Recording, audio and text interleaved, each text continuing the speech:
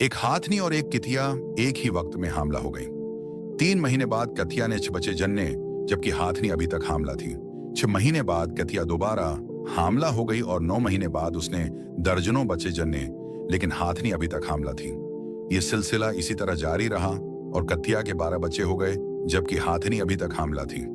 18 महीने बाद कुतिया ने हाथनी के करीब जाकर उससे पूछा, क्या तुम्हें यकीन है कि तुम हामला हो?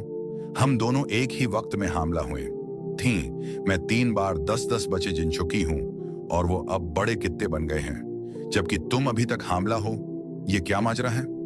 हाथनी ने मुस्कुराते हुए जवाब दिया, एक बात जो मैं तुम्हें समझाना चाहती हूँ। जो कुछ मैं अपने अंदर पाल रही हूँ वो कोई कुत्ता नहीं बल्कि हाथी है। मैं 2 साल बाद सिर्फ एक हाथी जनती हूँ। जब मेरा बच्चा जमीन पर कदम रखेगा तो जमीन पर लर्जिश महसूस होगी। जब मेरा बच्चा सड़क पार करेगा तो लोग चलना छोड़ देंगे और उसे तारीफी नजरों से देखेंगे। जो कुछ मैं पाल रही हूँ वो ऐसा वजूद है जो सबकी तोजा खींचेगा। जो कुछ मैं पाल रही हूँ वो अजीम और बड़ा है। उस कहानी से हमें यह सबक मिलता है कि सब्र और इस्तिकामत कामयाबी का लाजमी हिस्सा है। हर किसी का वक्त और सफर मुख्तलिफ होता है, इसलिए दूसरों से हसद नहीं करना चाहिए।